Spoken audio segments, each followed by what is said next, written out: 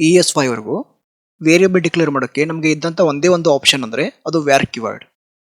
Where keyword ಬಳಸೋದ್ರಿಂದ ಡೆವಲಪ್ಮೆಂಟಲ್ಲಿ ಆಗ್ತಾ ಇದ್ದಂಥ ಕೆಲವೊಂದು ಇಶ್ಯೂಸ್ಗಳನ್ನು ಸರಿಪಡಿಸೋದಕ್ಕೆ ES6 ಅಲ್ಲಿ ಲೆಟ್ ಮತ್ತು ಕಾನ್ಸ್ಟ್ ಕೀವರ್ಡನ್ನು ಇಂಟ್ರೊಡ್ಯೂಸ್ ಮಾಡಲಾಗಿದೆ. ಮೊದಲಿಗೆ ನಾವು ವೇರಿಯಬಲ್ ಸ್ಕೋಪ್ ಬಗ್ಗೆ ತಿಳ್ಕೊಳ್ಳೋಣ. ಜಾವಾಸ್ಕ್ರಿಪ್ಟ್ ಅಥವಾ ಟೈಪ್ಸ್ಕ್ರಿಪ್ಟಲ್ಲಿ ನಾವು ಎರಡು ಥರದಂಥ ಸ್ಕೋಪ್ಸನ್ನು ನೋಡ್ಬೋದು. ಒಂದು ಗ್ಲೋಬಲ್ ಸ್ಕೋಪ್ ಮತ್ತು ಇನ್ನೊಂದು ಲೋಕಲ್ ಸ್ಕೋಪ್.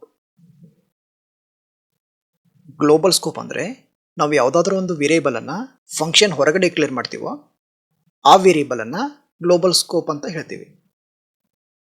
ಇವಾಗ ನಾನು ಒಂದು ವೇರಿಯೇಬಲ್ನ ಡಿಕ್ಲೇರ್ ಮಾಡಿದ್ದೀನಿ. ಈ ವೇರಿಯೇಬಲ್ ಗ್ಲೋಬಲ್ ಸ್ಕೋಪಲ್ಲಿ ಡಿಕ್ಲೇರ್ ಆಗಿದೆ.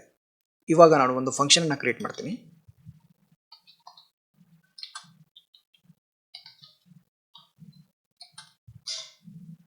ನಾನು ಇವಾಗ ಡಿಸ್ಪ್ಲೇ ಅನ್ನೋ ಒಂದು ಫಂಕ್ಷನ್ನ ಬರೆದಿದ್ದೀನಿ. ಈ ಕರ್ಲಿ ಬ್ರೇಸ್ ಒಳಗಡೆ ಏನು ಬರಿತೀವೋ ಅದೆಲ್ಲವೂ ಲೋಕಲ್ ಸ್ಕೋಪಲ್ಲಿ ಬರುತ್ತೆ. ನಾವು ಯಾವಾಗ ಫಂಕ್ಷನನ್ನು ಕ್ರಿಯೇಟ್ ಮಾಡ್ತೀವೋ ಆವಾಗ ಈ 2 ಕರ್ಲಿ ಬ್ರೇಸಸ್ ಒಳಗಡೆ ಇರುವಂಥ ಎಲ್ಲ ವೇರಿಯೇಬಲ್ಸನ್ನು ನಾವು ಫಂಕ್ಷನ್ ಸ್ಕೋಪ್ಡ್ ಅಂತ ಹೇಳ್ತೀವಿ. ಅದೇ ರೀತಿ ಬ್ಲಾಕ್ಡ್ ಸ್ಕೋಪ್.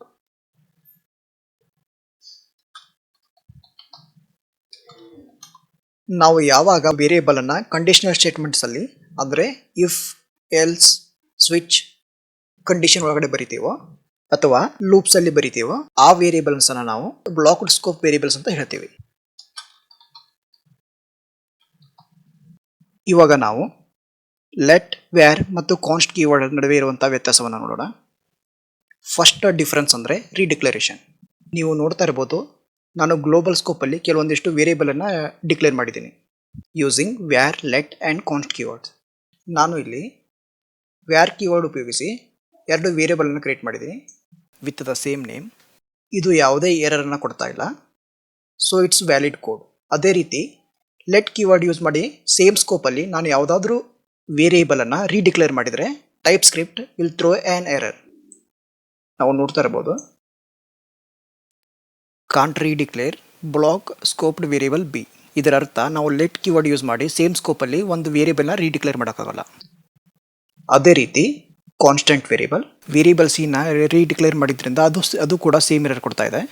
ಇದರ ಅರ್ಥ ಲೆಟ್ ಮತ್ತು ಕಾನ್ಸ್ಟ್ ಕೀವರ್ಡ್ ಯೂಸ್ ಮಾಡಿ ಸೇಮ್ ಸ್ಕೋಪಲ್ಲಿ ನಾವು ಯಾವುದೇ ವೇರಿಯೇಬಲನ್ನು ರೀಡಿಕ್ಲೇರ್ ಮಾಡೋಕ್ಕಾಗಲ್ಲ.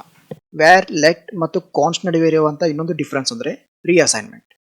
ನೀವು ಇಲ್ಲಿ ನೋಡ್ತಾ ಇರ್ಬೋದು, ನಾನು ಯೂಸರ್ ಅನ್ನೋ ಒಂದು ವೇರಿಯೇಬಲನ್ನು ವ್ಯಾರ್ ಕೀವರ್ಡ್ ಯೂಸ್ ಮಾಡಿ ಡಿಕ್ಲೇರ್ ಮಾಡಿ ಮತ್ತು ಇನಿಷಿಯಲೈಸ್ ಮಾಡಿದ್ದೀನಿ. ಅದೇ ನೆಕ್ಸ್ಟ್ ಲೈನಲ್ಲಿ ಯೂಸರ್ ವೇರಿಯೇಬಲ್ಗೆ ನಾನು ಇನ್ನೊಂದು ವ್ಯಾಲ್ಯೂವನ್ನು ಅಸೈನ್ ಮಾಡಿದ್ದೀನಿ. ಇದಾದಮೇಲೆ ನಾನು ಲೆಟ್ ಕೀವರ್ಡ್ ಯೂಸ್ ಮಾಡಿ ಕಲರ್ ಅನ್ನೋ ಒಂದು ವೇರಿಯೇಬಲನ್ನು ಡಿಕ್ಲೇರ್ ಮಾಡಿದ್ದೀನಿ. ಅದಕ್ಕೆ ರೆಡ್ ಅನ್ನುವಂಥ ವ್ಯಾಲ್ಯೂವನ್ನು ಇನಿಷಿಯಲೈಸ್ ಮಾಡಿದ್ದೀನಿ. ನೆಕ್ಸ್ಟ್ ಲೈನಲ್ಲಿ ಅದೇ ಕಲರ್ ವೇರಿಯೇಬಲ್ಗೆ ಬ್ಲೂ ಅನ್ನುವಂಥ ವ್ಯಾಲ್ಯೂವನ್ನು ರೀಅಸೈನ್ ಮಾಡಿದ್ದೀನಿ.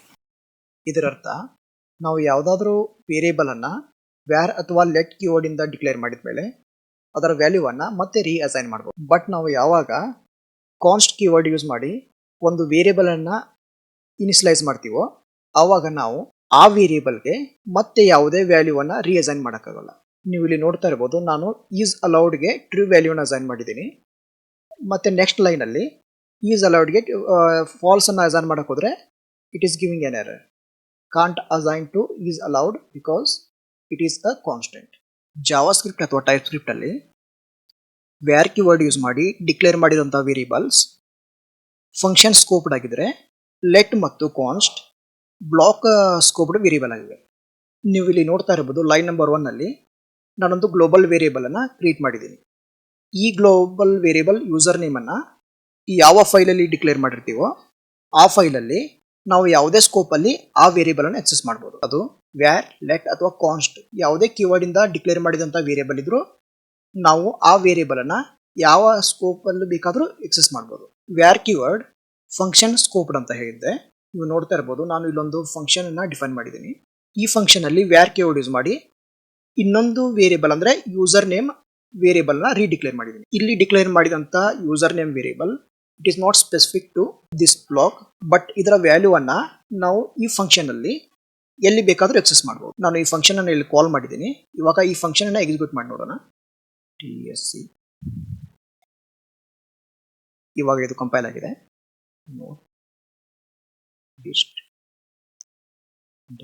index.js ನೀವು ಇಲ್ಲಿ ನೋಡ್ತಾ ಇರಬಹುದು ಅಲೈಸ್ ಅಂತ 2 ಟೈಮ್ಸ್ ಪ್ರಿಂಟ್ ಆಗಿದೆ.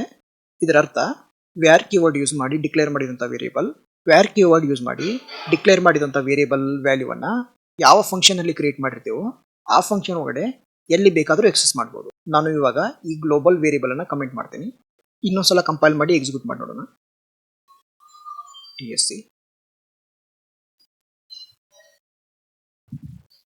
ಸೇಮ್ ಔಟ್ಪುಟ್ ಅಲೈಸ್ 2 ಸಲ ಪ್ರಿಂಟ್ ಆಗ್ತಾ ಇದೆ.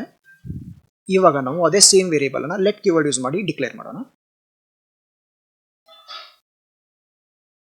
ನೀವು ಇಲ್ಲಿ ನೋಡ್ತಾ ಇರಬಹುದು ಟೈಪ್ಸ್ಕ್ರಿಪ್ಟ್ ಎರರ್ ಕೊಡ್ತಾ ಇದೆ.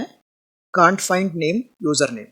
ಇದರ ಅರ್ಥ ನಾವು ಈ ಯೂಸರ್ ನೇಮ್ ವೇರಿಯೇಬಲ್ ಅನ್ನ ಯಾವಾಗ ಲೆಟ್ ಕೀವರ್ಡ್ ಯೂಸ್ ಮಾಡಿ ಡಿಕ್ಲೇರ್ ಮಾಡ್ತೀವೋ ಆವಾಗ ನಾವು ಈ 2 ಕರ್ಲಿ ಬ್ರೇಸಸ್ ಒಳಗಡೆ ಮಾತ್ರ ಈ ವೇರಿಯೇಬಲ್ ಅನ್ನು ಎಕ್ಸೆಸ್ ಮಾಡಬಹುದು. ಅದೇ ರೀತಿ ನಾನು ಕಾನ್ಸ್ಟ್ ಕೀವರ್ಡ್ ಯೂಸ್ ಮಾಡಿ ಇನ್ನೊಂದು ವೇರಿಯೇಬಲ್ ಅನ್ನು ಡಿಕ್ಲೇರ್ ಮಾಡ್ತೀನಿ. ನೀವು ನೋಡ್ತಾ ಇರಬಹುದು ಅದು ಕೂಡ ಸೇಮ್ ಎರರ್ ಕೊಡ್ತಾ ಇದೆ. ಇದರ ಅರ್ಥ ಲೆಟ್ ಅಥವಾ ಕಾನ್ಸ್ಟ್ ಕೀವರ್ಡ್ ಯೂಸ್ ಮಾಡಿ ಡಿಕ್ಲೇರ್ ಮಾಡಿದಂಥ variable are specific to block scope. ಇವಾಗ ನಾವು ಈ ಲೈನ್ ಅನ್ನ ಅನ್ಕಮೆಂಟ್ ಮಾಡೋಣ. ಸೇಮ್ ನೀವು ಇಲ್ಲಿ ನೋಡ್ತಾ ಇರಬಹುದು ಟೈಪ್ ಸ್ಕ್ರಿಪ್ಟ್ ಇವಾಗ ಯಾವುದೇ ಎರರ್ ಅನ್ನ ಕೊಡ್ತಾ ಇಲ್ಲ. ಇವಾಗ ಈ ಫಂಕ್ಷನ್ ಅನ್ನ ಎಕ್ಸಿಕ್ಯೂಟ್ ಮಾಡಿ ನೋಡೋಣ. TSC ನೀವು ನೋಡ್ತಾ ಇರಬಹುದು ಅಲೈಸ್ ಮತ್ತು ಜಾನ್ ಪ್ರಿಂಟ್ ಆಗ್ತಾ ಇದೆ. ಅಲೈಸ್ ಅನ್ನುವಂಥ ವ್ಯಾಲ್ಯೂ ಈ ಬ್ಲಾಕ್ ಸ್ಕೋಪ್ ಇಂದ ಪ್ರಿಂಟ್ ಆಗ್ತಾ ಇದ್ರೆ ಜಾನ್ ಅನ್ನುವಂಥ ವ್ಯಾಲ್ಯೂ ಗ್ಲೋಬಲ್ ಸ್ಕೋಪ್ ಇಂದ ಎಕ್ಸೆಸ್ ಆಗಿದೆ. ಈ ವಿಡಿಯೋದಲ್ಲಿ ವ್ಯಾರ್ ಲೆಟ್ ಮತ್ತು ಕಾನ್ಸ್ಟ್ ನಡುವಿರುವಂಥ ವ್ಯತ್ಯಾಸವನ್ನು ನೋಡಿದ್ವಿ. ಮುಂದಿನ ವಿಡಿಯೋದಲ್ಲಿ ಫಂಕ್ಷನ್ ಬಗ್ಗೆ ತಿಳ್ಕೊಳ್ಳೋಣ. Thank you.